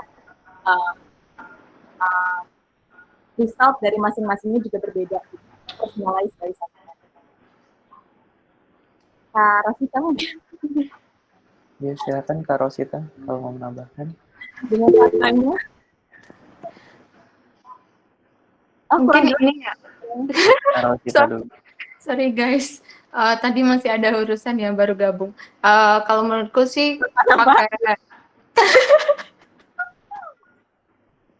mau ini aja sih nambahin dikit kan, kalau misalkan teman-teman kan pakai clustering nih, jadi udah tahu gimana cara pembuatan menggunakan clustering itu sendiri. Nah, kalau kita ketahuin kan clustering itu kan ada yang hierarki sama non hierarki kan teman-teman, yang misalkan tadi Kamins kan berarti non hierarki gitu. Nah, itu bisa kita implementasikan cuma kepada customer yang udah ada kan. Nah, nanti kalau misalkan customer baru, terus kita ingin cek apakah customer ini masuk ke segmentasi tertentu, ya nanti kita buat analisis baru, kita buat yang namanya klasifikasi. Nah, dari situ kan kita udah punya kelompok-kelompoknya. Kita buat klasifikasi, jadi kita bisa cek apakah customer baru itu masuk ke segmentasi yang udah kita buat di clustering yang tadi gitu sih. Jadi kan tinggal kita pahamin gimana sih perbedaannya yang Kamins kan kita udah tahu nih, misalkan udah tahu berapa jumlah klasternya. Biasanya kan kalau misalkan benar-benar kita bisnisnya baru kan, kita pengen tahu nih kira-kira kalau misalkan kita buat kelompok itu bisa jadi berapa kelompok, karena karakteristik dari customer itu kan bisa aja ngebentuk mungkin lebih dari 3 atau kayak gimana, itu baru teman-teman mau pakai yang namanya hierarki gitu. Tapi kalau misalkan kayaknya saya di cluster ini hanya butuh 3 kelompok, ya udah langsung aja pakai Kamins gitu. Terus ini ada new customer, kita pakai klasifikasi, bisa pakai diskriminan. Kalau teman-teman tahu analisis diskriminan, ya banyak sih sebenarnya. Untuk klasifikasi regresi logistik juga ada untuk klasifikasi kayak gitu. Oke. Cuma 6 menit. Oke, terima kasih Kak Rosita. Ini juga menjawab pertanyaan Irfan tadi ya, kayak terkait hasil kelas segmentasi bisa jadi klasifikasinya juga kan ya. Berarti kayak membantu kita untuk klasifikasi juga. Jadi setelah kita melakukan segmentasi, kan ini awal ya. Jadi selanjutnya ketika ada data baru atau member baru, bisa kita klasifikasikan berdasarkan segmen-segmen yang udah kita tentuin tadi, kayak gitu. Iya. Tadi sama nambahin sedikit, tadi kan saya setuju ya sama pernyataan Kak Ojan yang tentang outlier. Jadi outlier kan amatan yang berpengaruh ya. Jadi kalau misalkan kita clustering, justru beberapa kasus itu clustering itu jadi alternatif kita untuk deteksi outlier. Itu bisa jadi karakteristiknya si customer ini unik gitu. Nah, dari situ kita bisa tahu ini kenapa outlier. Nanti kita mulai telusuri customer ini karakteristiknya seperti apa, kayak gitu. Jadi ketika amatan itu outlier, ya bisa jadi tidak kita hilangkan, karena menurut saya itu sesuatu yang mungkin customer yang valuable gitu kan. Jadi bisa kita lihat ternyata outliernya itu kenapa, kayak gitu. Ya. Udah gitu sih. Terima kasih Kak Rosita, setuju banget. Jadi jangan-jangan ya kan ada beberapa kasus emang outlier itu bisa kita hilangkan untuk menurut secara bisnis, oh emang itu nggak make sense, bisa. Tapi ketika secara bisnis itu make sense, kita bisa emang termasuk amatan yang berpengaruh, jangan-jangan outlier ini nanti mengumpul jadi satu klaster tersendiri, jadi satu segmen tersendiri kayak gitu. Itu bisa terjadi kayak gitu. Makanya banyak pertimbangan data cleansing tersebut lah part di mana kita membantu kita untuk melihat data tersebut, mengecek datanya, ada duplicate, outlier, dan sebagainya, kayak gitu sih. Terus nanti tadi juga ada, gimana sih ada penentuan RFM, kan banyak reference. Mungkin bisa salah satu, mungkin kalian bisa ngambil salah satu yang tadi Faras ambil ya, kayak tadi ada, udah ada base customer dan sebagainya, bisa refer dari situ.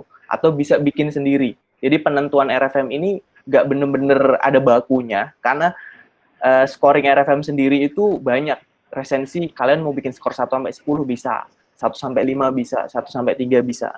Bahkan tadi juga di resensi itu skornya bisa dilihat dari klasternya. Di resensi dibikin klaster, di frekuensi dibikin klaster, itu juga bisa. Jadi ini sangat banyak ya, tapi kalau mau pakai referensi, bisa cari di tadi contohnya yang 1-3, kayak gitu, terus dibuat skor, kayak gitu. Ada tambahan yang lain?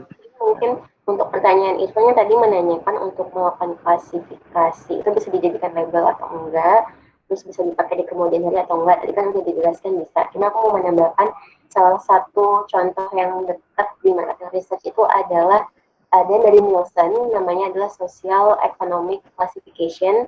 Jadi itu adalah mengklasifikasikan dari data BPS yang mereka itu biasanya diperbarui itu kalau nggak salah sekitar 2 tahun atau 3 tahun, tapi latestnya tuh saya ingat aku 2016 atau 2017 gitu.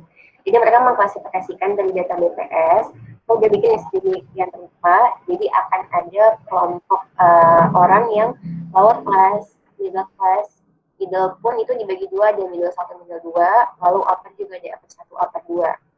Nah, di sini ketika nanti kita ingin survei ke orang, menentukan orang ini masuk kelas mana ya, nanti akan ada pertanyaan-pertanyaan. Pertanyaan itu berupa scoring, nanti yang ketika dijumlahkan itu akan menentukan seseorang itu masuk kelompok mana. Nah, kalau di Nielsen itu kita akan menanyakan pendapatan per bulan pertama habisnya berapa, lalu jenis air yang digunakan itu apa, lalu jenis gas dia pakainya apa, dia masak atau tidak, itu juga masuk ke dalam kelompok klasifikasi itu. Jadi bisa banget hasil klasifikasi ini untuk menentukan seseorang atau suatu hal ini masuk kelompok mana.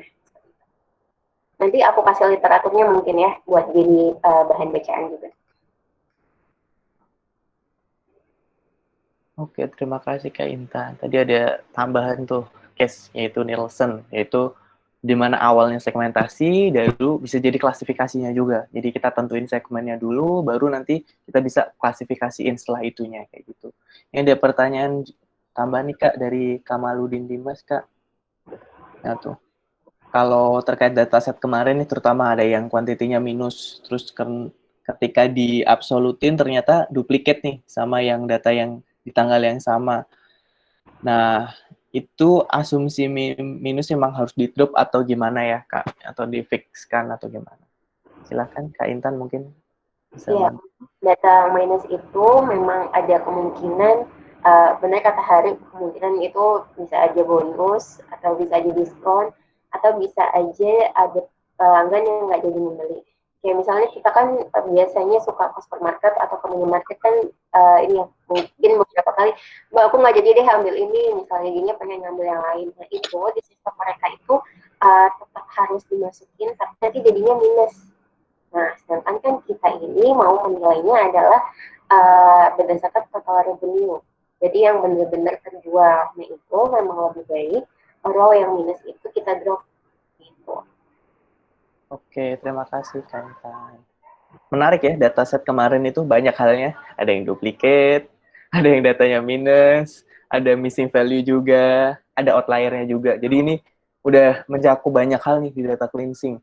Kadang kita nemuinnya cuma salah satu, atau bahkan kadang kita nemuin dengan 4 case ini. Jadi dengan kita tahu case-case ini, ke depan ketika nemu juga, kita bisa tahu nih, oh jangan gegabah bahasanya lah, kita nggak langsung analisis. Jadi kan di data-data set sebelumnya mungkin kalau dicek tidak ada permasalahan yang signifikan ya, langsung bisa kita melakukan analisis atau kita langsung analisis deskriptif gitu.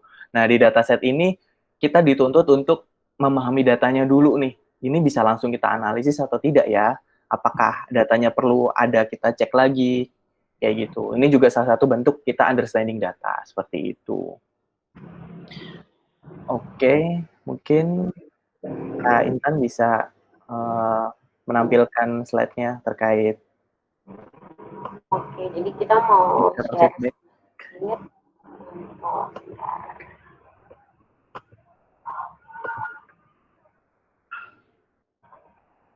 jadi untuk teman-teman sebenarnya udah menjelaskan dan melalui proses ini semua.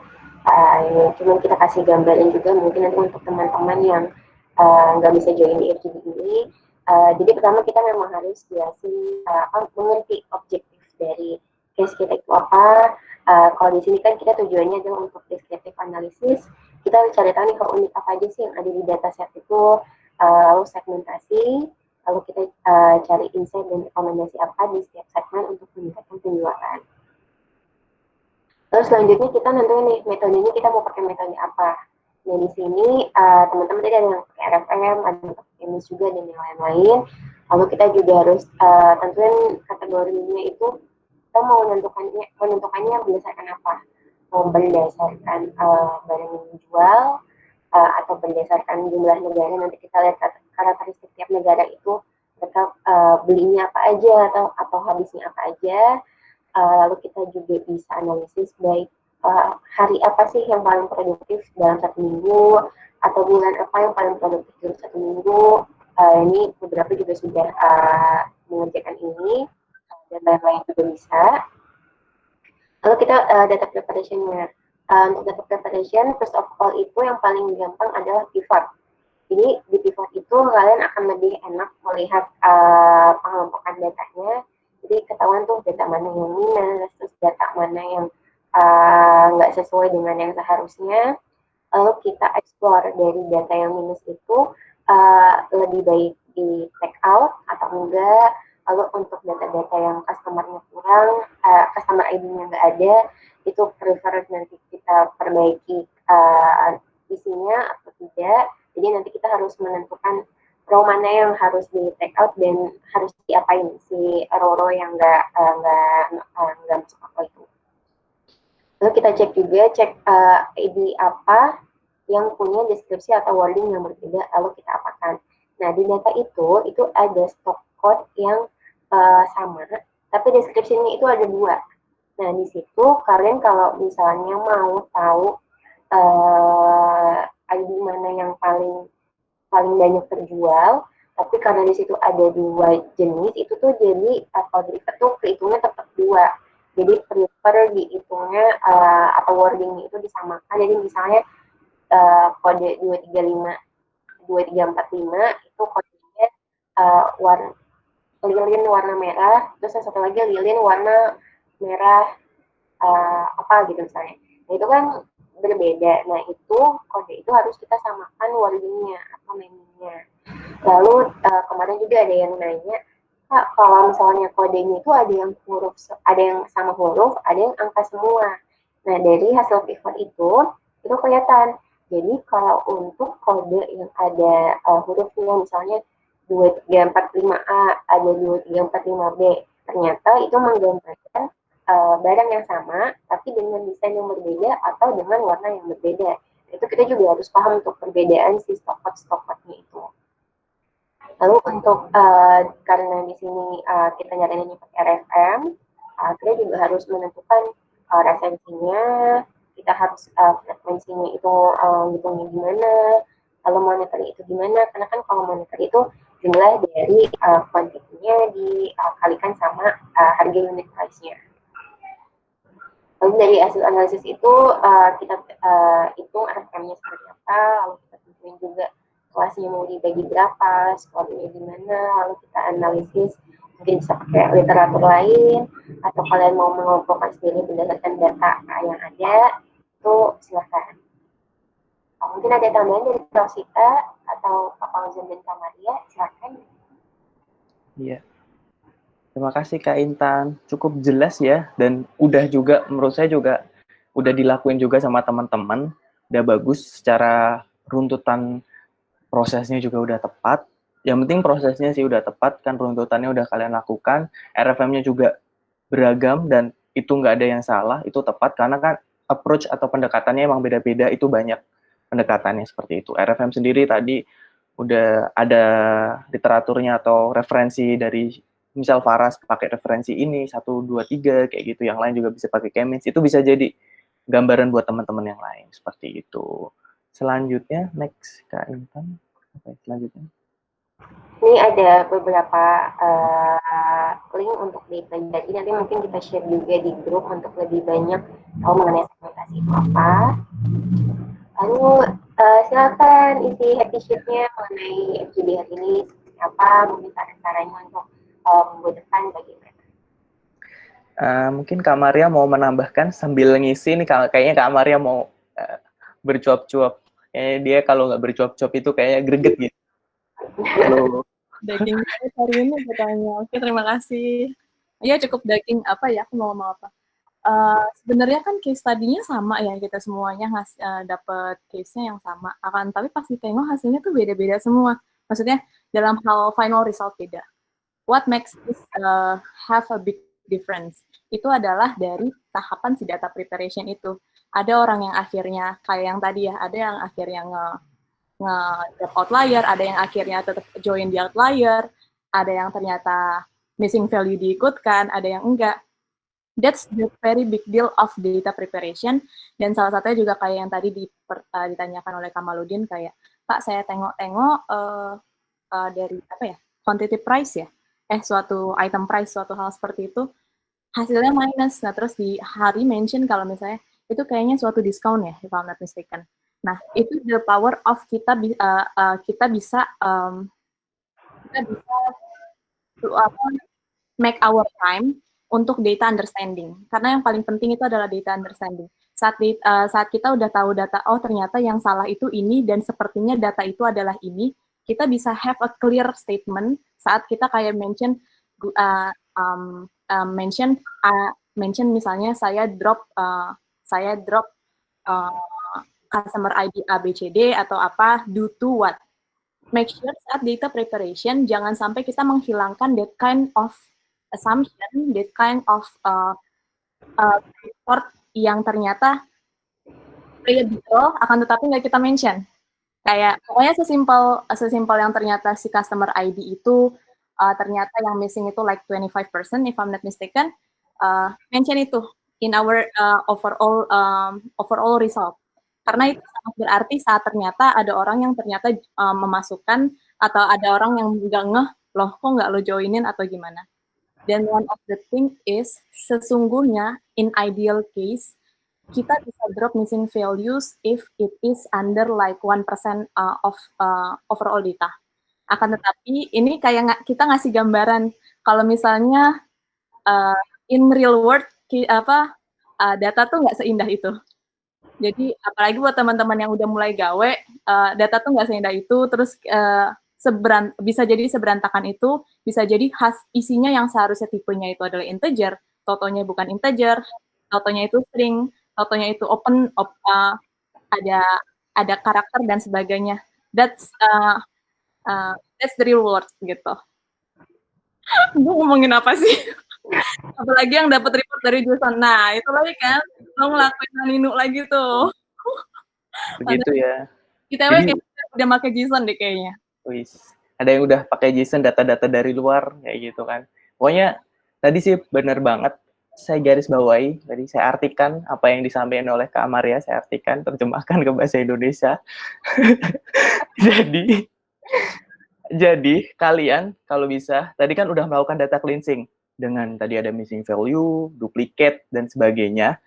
Jangan lupa untuk menaruh hasil tersebut atau apa yang kalian lakukan tuh di awal slide kayak gitu. Jadi menjelaskan ke stakeholders atau teman-teman atau siapapun yang membutuhkan report tersebut bahwa ada nih missing value sebesar berapa persen, alasannya apa kayak gitu. Kalian juga bisa menjelaskan alasan atau tadi duplicate value berapa banyak duplikatnya dan menurut kalian duplikat ini ternyata hampir sama nih datanya atau ID-nya sama dengan ID ini. Nah, nanti ketika kalian menjelaskan report itu ke orang yang membutuhkan, bisa jadi orang yang membutuhkan tersebut bisa menjawab pertanyaan kalian kayak gitu. Oh, itu duplikatnya emang duplikat dalam artian emang dibuat, jadi emang di drop aja. Nah, akhirnya bisa di dropkan dan selanjutnya report-report selanjutnya, jadi kalian udah tidak harus menanyakan lagi, kalian bisa langsung mendrop hal itu dan memberitahu juga dari total data kita.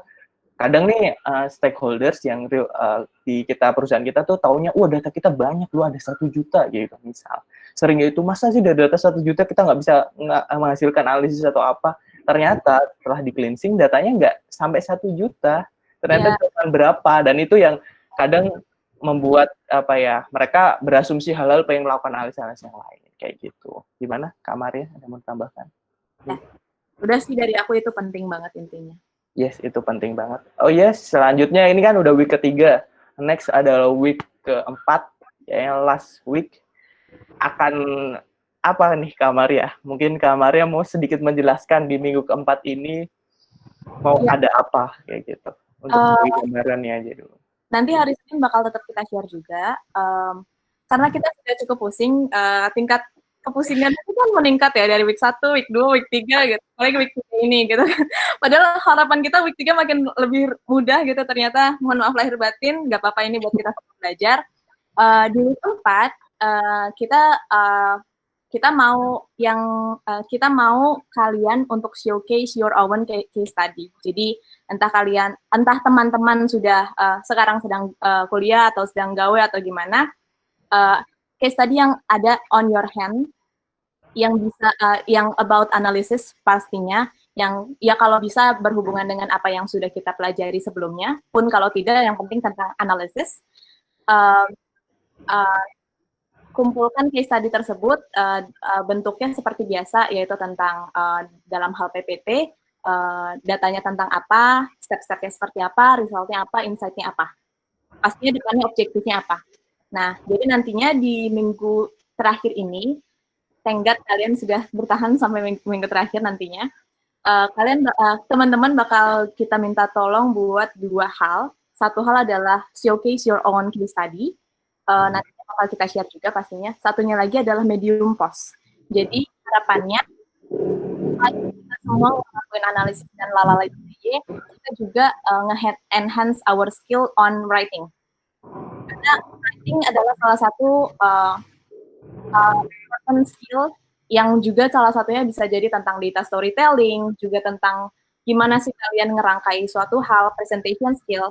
Writing yang kita inginkan adalah nantinya kontennya tentang apa yang teman-teman dapatkan selama 1 bulan di sini, entah itu tentang materinya, entah itu tentang impression kalian tentang teman-teman yang lain atau tentang kita, dan nantinya bawa nama kita juga anakdata.id, dan nantinya si medium postnya ini juga di-post di LinkedIn masing-masing.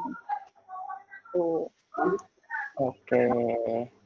Gitu, nanti akan di-share lagi di hari Senin. Jadi untuk di minggu depan ini lebih untuk showcase apa yang udah kalian lakukan mungkin. Kalau emang kalian tidak ada apa, misalnya emang your own case itu, atau kalian nggak punya nih, emang belum gawe, belum ada apa-apa, yaudah kemarin yang kalian lakuin coba kalian summary-in lah bahasanya, showcase-in apa aja sih poin-poin yang udah kalian lakuin, terus resultnya seperti apa, insight yang kalian dapat apa. Jadi ini nggak ada case yang kita kasih ya, tapi kalian coba dari case-case kalian, atau mungkin di bidang-bidang kalian, ada case yang udah pernah kalian kerjain, menarik dan nyambung dengan materi kita di 2 minggu terakhir atau 3 minggu terakhir ini, bisa kalian tunjukin, oh kemarin saya udah ngelakuin sama nih, kayak descriptive, interpretation, sama segmentasi dengan case yang berbeda. Konsepnya seperti ini, kayak gitu. Resultnya, insight-nya seperti ini, kayak gitu. Terus juga tadi ada garis bawah terkait medium post. Apa sih tujuannya? Untuk menulis, karena menulis itu penting. Karena menulis untuk kita bagi data analis, kita menyampaikan hasil ya. Kemarin juga sedikit saya singgung terkait narasi ya. Kayak narasi kita, gimana sih kita menarasikan data itu. Nah, itu juga bagian dari kita menulis, kayak gitu. Menarasikan data ada deduktif, ada induktif. Deduktif itu dari umum ke khusus. Jadi, kalian yang selama ini kalian lakukan, mungkin itu namanya deduktif ya. Jadi, kayak kalian kasih tahu dulu gambaran secara umumnya. Summary-nya seperti apa, baru kalian jelasin khusus-khususnya atau poin-poin masing-masing pentingnya apa. Oh, setelah itu misal secara umum total penjualan seperti ini. Baru nanti masuk ke ranah makanan, itu penjualannya bagaimana, minuman seperti apa. Itu namanya deduktif. Atau induktif. Kalian punya poin-poin khusus yang memang pengen kalian poin-poinin dulu, baru nanti kalian simpulin. Kayak gitu. Nah, dengan kalian menulis di medium post nanti terkait apa yang udah kalian pelajari, kesan kalian dan sebagainya dengan bahasa yang menarik, mungkin bisa jadi latihan kalian untuk menulis seperti itu. Ya kan? Kakak yang lain?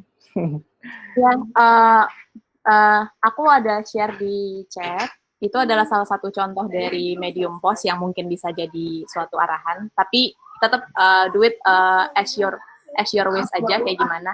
Yang penting sure untuk share our name. Anak data. Oh ya, ini. Oh iya, boleh.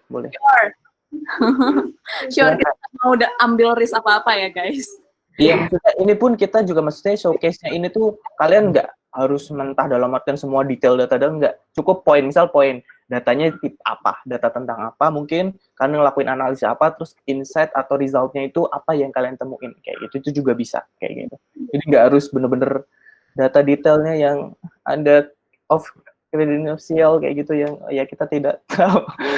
Ya, jangan ada NDA-nya, nggak usah, nggak apa-apa. Atau kalau misalnya pakai data yang bisa lebih publish, itu nggak apa-apa. Kalau nggak, itu nggak memungkinkan data yang tadi di masking itu, kalau misalnya ngerepotin gitu. Pokoknya jangan ada pakai data yang NDA ya, kalau kita nggak tanggung jawab. Begitu. Oh iya, ini udah di sesi terakhir. Jangan lupa open cam, ayo open cam. Tadi mungkin Ihsan kan bisa pakai data JSON, kan udah narik data JSON, coba dianalisis, terus di showcase-in ke teman-temannya, ini loh, data JSON tuh kayak gini cara ngolahnya. Ya, foto. Ayo dokumentasi, guys. Jangan lupa share di IG story kalian. Tag anak data. Di LinkedIn juga nanti akan kita repost. Iya kan? Iya kan? Semuanya 1, 2. Boleh dari Kak Ojan? Oke, 1, 2, 3. Asik. Oke, thank you Alvin, Destar, Farah, Faras, Fian, Hari, Ibnu, Ihsan, Irfan, Kamaludin, dan kita fasilitator. Keren banget. Dan yang paling utama adalah progresnya sih.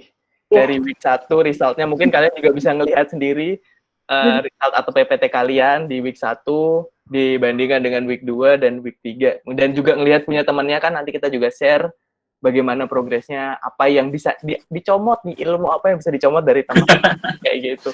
Ya kan, contoh nih, wah Ido pas week 1 keren banget tuh PPT-nya, ada gambar-gambar makanan, ada kantin anak data. Itu dicomot itu ilmunya. Oh, bisa nih kita bikin narasi seperti itu, kayak gitu. Atau yang lain ada yang punya layout yang bagus gitu kan. Ada tuh layout-layoutnya kan bagus-bagus tuh, bisa diambil gitu. Itu sebagai salah satu bentuk narasi kita menceritakan kita tentang cara kita menceritakan data. Begitu. Oke, terima kasih semuanya. Mungkin kita akhiri nih pada sesi kali ini. Semoga bermanfaat diskusinya. Nanti pertanyaan-pertanyaan juga di week 1, week 2, week 3 akan kita kumpulkan. Kita balikin lagi, nanti akan kita share ke kalian jawaban-jawabannya juga. Terus materi-materinya juga mungkin kalian bisa keep. Video ini bisa dilihat lagi nanti. Silahkan sebagai pembelajaran. Semoga bermanfaat. Terima kasih sekali lagi. Dari saya mewakili teman-teman fasilitator. Mohon maaf kalau susah datanya. Menantang. Sebagai pembelajaran. Terima kasih. Bye-bye.